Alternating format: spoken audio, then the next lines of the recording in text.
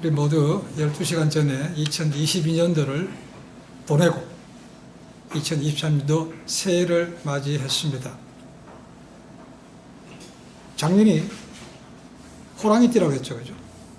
금년은 무슨 띠입니까? 토끼띠라고 얘기합니다. 개묘년이라고 얘기합니다. 별로 상관없는 것이지만, 그러나 새해가 밝았습니다. 그래서 새해가 되면 우리 모두가 하는 것처럼 금년에 계획을 세웁니다. 어떻게 보면 좀 거창하게 세웁니다. 그 거창하게 세우는 바람에 작심삼일로 끝나는 것들이 꽤 많습니다. 기도에도 했지만, 그렇죠? 계획은 우리가 하지만 이루시는 분은 하나님이신 거죠. 그러니까 그분과 함께 계획을 세우고 할 수 있는 것, 가능한 것들을 세워야 되는 것이죠. 턱도 없이 너무 세게 세우면 그냥 하지도 못하고 하루 만에 무너질 수 있습니다. 새해를 소망 가운데 맞습니다. 그래서 어떤 분들은 그 새해를 맞이하기 위해서 멀리까지 해뒀는데 가서 맞이하기도 합니다. 그렇죠? 왜 그렇게 합니까? 계획을 세웠지만 이게 이루어질까 확실히 없는 거죠. 불확실한 겁니다. 그래서 그런 데 가서 마음을 빌어보는 것이죠. 또한 기대한다고 해서 공짜는 없습니다. 그렇죠? 아무것도 노력하지 않고 이룰 수 있는 것은 없습니다. 그러니까 계획을 세울 때 노력할 수 있는 만큼 하는 자기의 인풋이 들어가야 됩니다. 그렇죠? 계획만 세워놓고 아무것도 안 하는 것은 이룰 수 없는 겁니다. 그래도 불구하고 계획은 세워야 되는 것이죠. 그렇죠? 계획을 안 세우는 사람은 미래가 없습니다. 성취하는 것도 없죠. 계획을 세워서 나간 사람보다 뒤처질 수밖에 없습니다.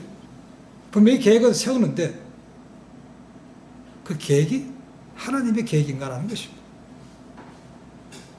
지혜왕 솔로몬은 이렇게 얘기합니다. 묵시가 없으면 백성이 방자에 행한다고 말합니다.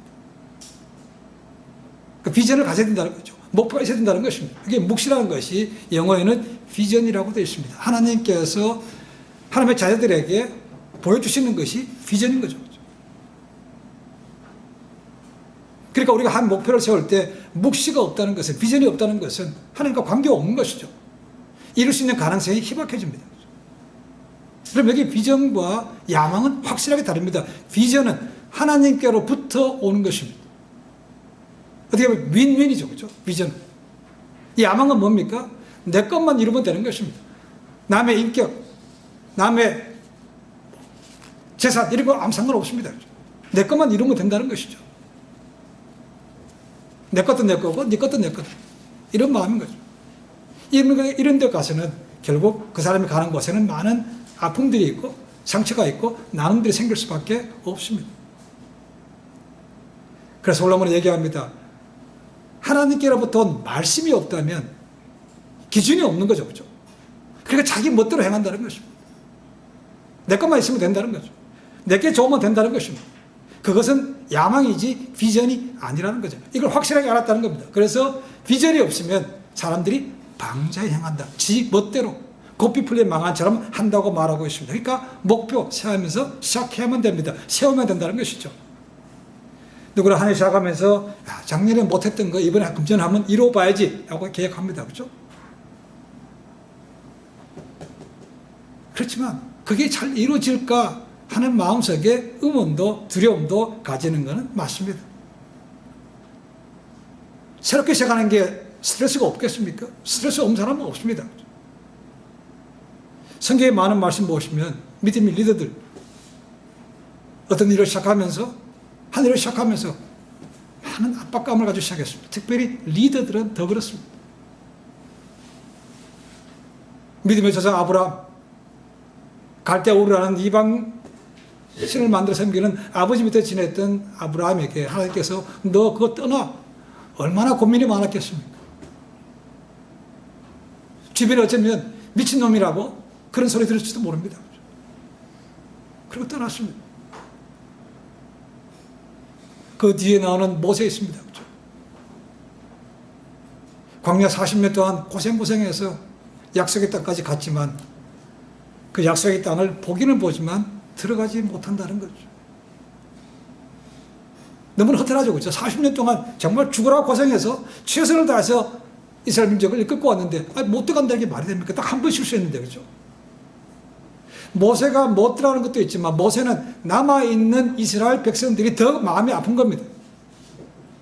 지금까지도 툭하면 하나님께 나와서 나한테 와서 모세한테 와서 대들었고 하나님을 원망했던 그런 자들이 과연 저 땅에 들어가서 잘 지낼 수 있을까?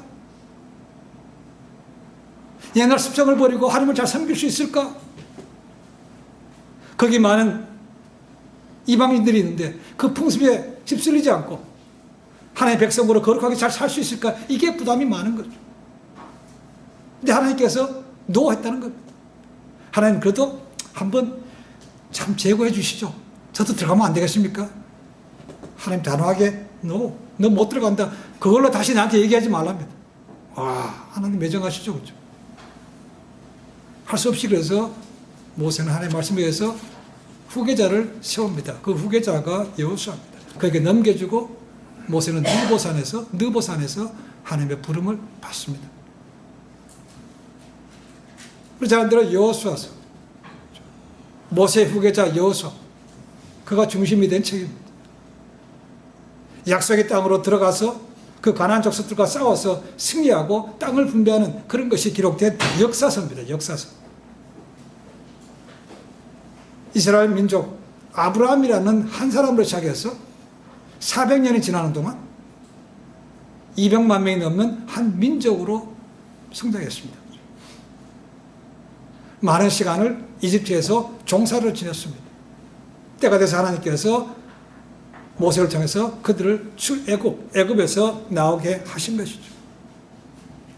근데 애굽에서 약속의 땅 가나안까지는 열흘, 늦어도 2주 정도면 충분히 갈 수 있는 거리입니다. 근데 그들이 하나님의 말씀에 불순종했기 때문에 정탐했던 40일의 하루를 1년으로 환산해서 40년 광야에서 지내다가 약속의 땅까지 가게 됩니다. 모세는 고생해서 데리고 왔지만 결국 모세 스스로는 가고 싶어 했지만 하나님께서 못 들어간다고 막았습니다.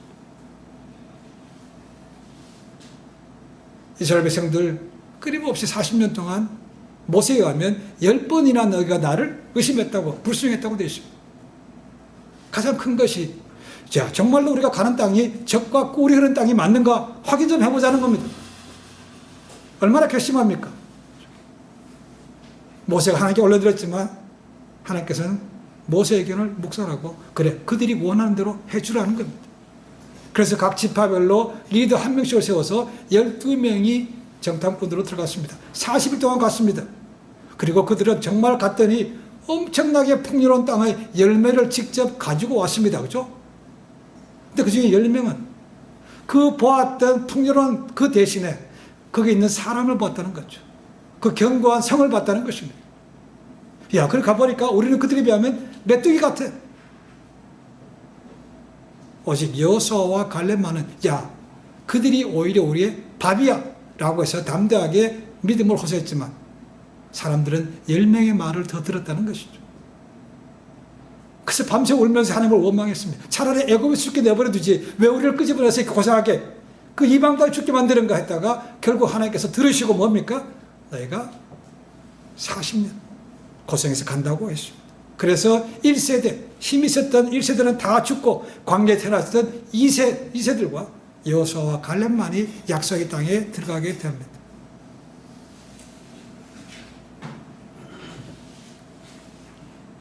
중요한 문제는 딸랑 지팡이 하나로 세계에서 가장 막강했던 애국 군대를 물리치고 그들을 이끌어냈던 모세가 지금은 죽고 없다는 겁니다. 위대했던 리더가 없어요. 구심점이 없어졌다는 것입니다. 그리고 여호수아가 세워졌어요. 그러니까 여호수아에 대한 의심이 사람들이 많은 겁니다. 과연 여호수아가 모세처럼 저렇게 막강한 리더십을 가지고 인도할 수 있을까라는 것입니다. 여호수아 스스로도 자기가 모세와는 비교가 안 되는 것을 압니다. 그런데 어떻게나 세워졌다는 것이죠. 그러니까 그 마음속에 이 불안이라든가 스트레스가 얼마나 많았겠습니까? 라는 겁니다. 그런데 어쨌거나 리더가 됐습니다. 이들을 목적지까지 끌고 가야 됩니다. 자, 여호수아를 한번 돌아봅니다. 첫 번째 여호수아의 모습은 애굽에서 처음에는 노예였습니다. 그렇죠? 그러다 그들이 출애굽한 다음에는 군사가 됩니다. 솔저. 그래서 아말렉과 싸울 때 여호수아가 거기서 등장하기 시작합니다. 나가서 앞장서서 싸우기 시작한 것이죠. 그 다음에는 모세의 종이 됩니다. 어시스턴트가 되는 거죠. 요즘엔 비서가 되는 것입니다. 그래서 모세 가까이에서 모세가 하는 많은 것들을 보고 배웁니다. 그 다음으로 된 것이 정탐꾼입니다. 12명 가나안 땅으로 보낼 때 그 여호수아도 뽑혀서 함께 가게 됩니다.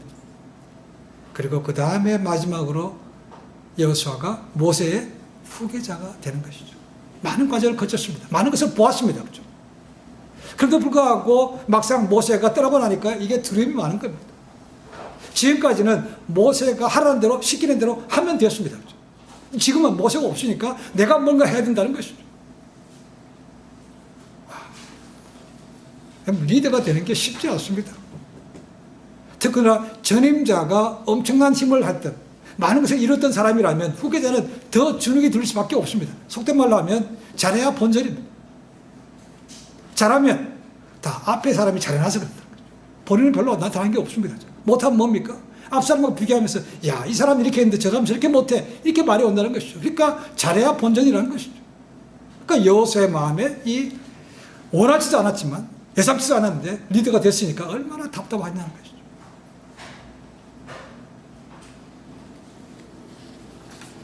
그러나 그런 어려움 중에 하나님께서 여호수아에게 정권을 주셨습니다. 여호수아의 고민은 몇 가지 있습니다. 우선 자기가 부족한 사람인 걸 잘 알고 있다는 겁니다. 근데 모세가 없어요. 그리고 자기와 터놓고 말을 할 수 있는 그런 가까운 사람도 없다는 것. 그걸 하나님께서 가라고 하는 땅, 백성들을 비교해 봅니다. 자기가 겪어온 40년 동안 겪어온 이 사람들 보니까 아직도 마음속에 하나님에 대한 불신한 것도 갖고 있는 사람들이죠. 그죠? 그리고 무슨 훈련이라는 거 받아본 적이 없어요.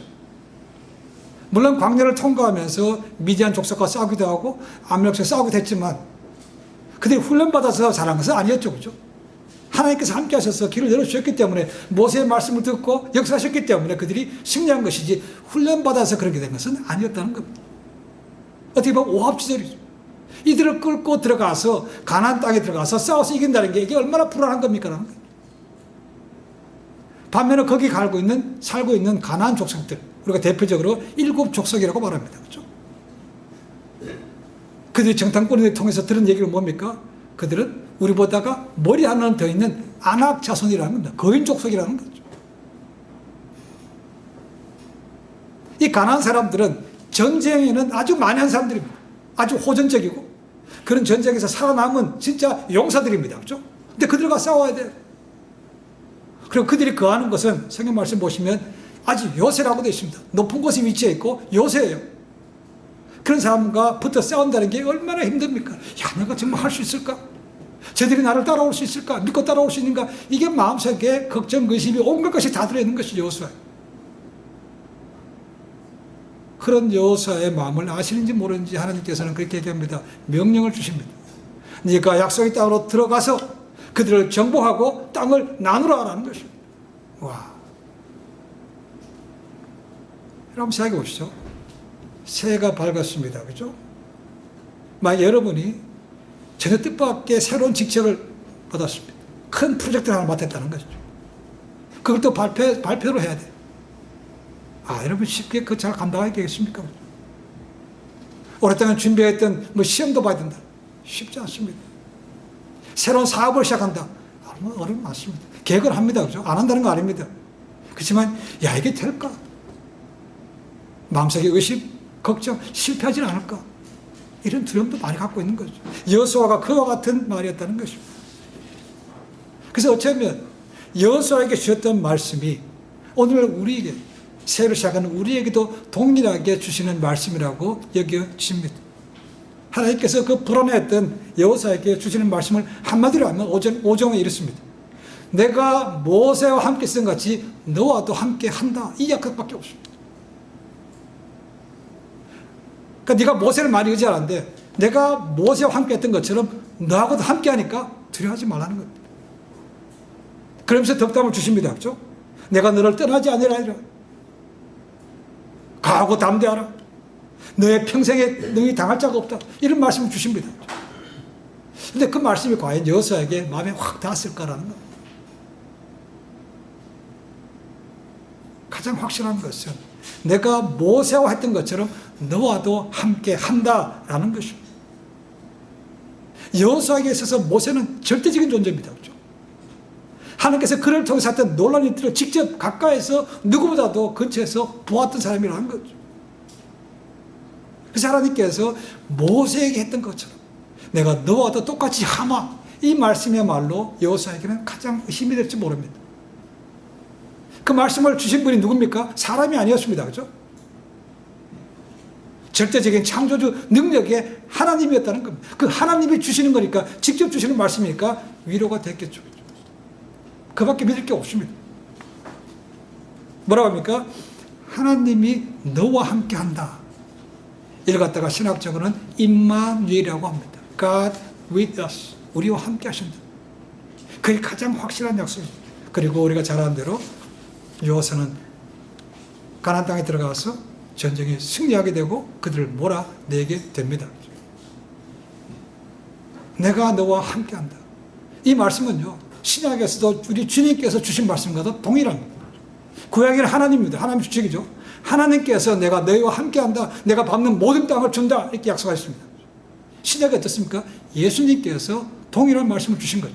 마태복음 28장 제일 마지막 장입니다. 제일 마지막 20절입니다. 여기 뭐라 됐습니까? 볼지어다 내가 세상 끝날까지 너희와 항상 함께 있을지어다. 똑같은 말씀입니다. 임마누엘이라는 거예요. 임마누엘. 내가 세상 끝날까지 너희와 함께 한다. 이 말씀을 주신 거죠. 구약의 하나님, 신약의 예수께서 하신 말씀이 누굴 통해서 성취가 됩니까? 우리 안에 가시는 성령 하나님을 통해서 그 약속은 이루어진 것이죠. 하나님은 보좌 우편에 계십니다. 하나님은 보좌에 계십니다. 예수님은 보좌 우편에 계십니다. 그렇죠? 그렇지만 성령 하나님이 우리 믿음의 사람 마음속에 거하시기 때문에 세상 끝날까지 우리와 함께 하시는 임마누엘은 이루어진 것이죠. 지금도 우리 안에 있습니다. 그렇죠? 그걸 믿고 담대하게 나아가라고 말씀하고 있는 것이죠. 그렇지만 이 임마누엘의 신학이 만병통치약은 아닙니다. 여호수아가 제가 승리하려면 한 가지 조건이 있습니다. 7절 8절에 뭐라고 되어 있습니까? 자, 한번 읽어보겠습니다. 오직 너는 마음을 강하게 하고 극히 담대히 하여 나의 종 모세가 내게 명한 율법을 다 지켜 행하고 좌로나 우로나 치시지 말라. 그리하면 어디로 가든지 형통하리니 이 율법책을 내 입에서 떠나지 말게 하며 주야로 그것을 묵상하여 그 가운데 기록한 대로 다 지켜 행하라. 그리하면 내 길이 평탄하게 될 것이라. 내가 형통하리라. 한마디로 얘기하면 내가 준 말씀에 순종하라는 것입니다. 여러분, 구약의 모든 하나님의 축복은 조건문입니다. 내가 내게 준 말씀과 규례와 율례와 법도를 지켜 행하면 그 다음에 뭡니까? 복을 주시겠다는 것. 그러니까 오늘날의 기복신앙은 잘못된 것입니다. 그렇죠? 믿기만 하면 복 준다. 이건 아닙니다. 조건입니다. 말씀에 순종할 때 이루어 주신다는 거죠. 믿음과 순종은 같이 가야 됩니다. 이것이 신약의 잠언이라고 말하는 야고보가 한 얘기죠. 믿음과 행함은 따로 하는 것이 아닙니다. 그렇죠? 행함을 통해서 믿음이 완성된다고 말하고 있어요. 완성된다. 하신 말씀 그겁니다. 네가 내 말씀을 다 지켜 행하라. 내 입에서 율법이 떠나지 않게 하라. 좌로로 치우치지 마라. 이것만 하면 내가 약속은 반드시 지킨다는 거죠. 약속입니다. 많은 사람들이 복을 받기를 원합니다. 근데 그 복을 받기 위해서 자기가 준비되려고 하는 사람은 많지 않습니다. 시간을 들이고 노력을 해야 되고 절제해야 되고 이런 걸 하기 싫어합니다. 근데 복을 받기 원해요. 그러니까 그런 사람들이 좋아하는 것이 일확천금을 노리는 것이죠. 로또, 인생 역전 아닙니다. 그렇죠? 그런 것은 하나의 방법이 아닙니다. 오늘 나도 기복신앙이 교회에 많이 들어왔습니다. 그러다 보니까 조금만 힘든 생이면 교회를 떠납니다. 남을 쉽게 원망합니다. 더 나아가서 믿음까지도 떠나는 사람들 종종 봅니다. 저 사람이 정말 과거에 믿음이 있었던 사람인가 정말 놀랄 정도. 이것이 기복신앙입니다. 성경이 그렇게 말씀하고 있지 않습니다. 조건문입니다. 딱 한 번 하나님께서 unconditional, 무조건적으로 하신 말씀이 있습니다. 그것은 아브라함에게 일방적으로 주신 것이죠. 내가 내게 한 민족을 이루고 창대케 하라. 그거는 무조건이었어요. 조건이 없습니다. 그걸 제외하고는 모든 것이 다 조건입니다. 말씀에 순종하면이라는 것이죠.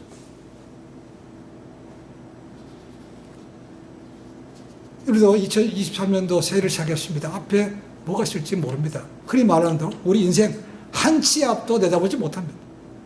오늘 저에게 뭐가 될지, 아니면 이천에 나갔을 때 뭐 할지 모릅니다. 여러분, 한 해 동안 시작하면서 계획을 세웠지만 뭘 의지할 겁니까? 뭐니 해도 머니가 최고라서 돈을 의지하시겠습니까? 아니면 능력이 된 어떤 사람을 의지하시겠습니까? 아니면 권력인 사람을 의지하시겠습니까? 그것이 임시방편으로 될 수 있습니다. 그러나 그것이 또한 그것이 엄청난 유혹으로 올 수도 있습니다. 그런 사람들이 우리 인생을 책임져 주지는 않습니다. 또한 그런 사람들이 우리에게 영생을 주는 것도 아닙니다. 정말로 우리가 붙들어야 될 것은 이 세상을 말씀으로 창조하시고 지금도 운행하시는 하나님 그분이라는 거죠. 그분이 말씀하셨다면 이루어지는 거죠. 내가 너와 세상 끝날까지 함께 한다. 그러니까 이 약속이야말로 가장 확실한 약속이라는 거죠. 그러니까 내가 언제 어디서 뭘 하더라도 뭡니까? 거기 하나님이 계신 거죠. 나와 함께 하신다고 그랬으니까. 그죠? 그게 믿어진다면 조금이라도 두려움에서 벗어날 수 있는 거죠. 옛날에 시골에 살았던 분들 혹시 그런 경험이 있는지 모르겠습니다. 옛날엔 전기불이 없었습니다. 가로등도 없죠. 그죠? 정말 어둡습니다. 그러니까 깜깜한 밤에 집에 가려면 혼자 가려고 그러면 무지 무서워요. 그 무서움을 좀 이겨내야 되는데 어떻게 합니까? 노래 부르, 큰 소리로 노래 부릅니다. 귀신 오고 큰 소리 부릅니다. 찬송가 부르는 사람이 많았습니다. 그죠? 근데 만약에 그때 혼자가 아니고 아버지가 같이 간다면 두렵지 않죠. 그죠? 아버지가 다 막아줄 건데. 그런 마음이라는 거죠. 하나님께서 모셔 주신 것은 야, 두려워하지 마. 내가 너와 함께 하니까 두려워하지 마라. 강하고 담대하라. 내가 밟는 땅 다 준다. 이 약속하셨으니까 여호수아에게 얼마나 위로가 되고 힘이 되었겠습니까? 라는 것. 2023년도 우리 앞에 새로운 것이 있습니다. 말씀을 또 볼지 않을지 모르지만 아브라함이 조카 롯과 헤어질 때 뭐랍니까? 동서남북 좌우편을 보는 게 있습니다. 그렇죠? 조카 롯은 눈에 보이는 건 정을 따랐지만 아브라함은 그냥 걔 반대편으로 가면 되겠죠. 우리에게도 미장이 펼쳐져 있습니다. 여러분, 눈에 보이는 것이 반드시 좋은 것이 아닐 수 있습니다. 오히려 더 많은 유혹이 있을 수 있습니다. 중요한 것은 하나님의 관점에서 이 땅이 하나님께서 주신 땅인가, 그걸 보셔야 된다는 거죠. 혹시 하나님 보시기에 합당하면 하나님께서 무엇이지 밟는 모든 것, 구하는 모든 것 그분이 주십니다. 그러면 안에 하나님과 더불어 계획을 세우시고 또 하나님과 더불어 함께 하셔서 그분이 주시는 모든 것들을 누리고 하나님께 더 가까이 그리고 귀하게 쓰임받는 복된 삶이 되시기를 주님의 간절히 축원해 드립니다. 기도하겠습니다.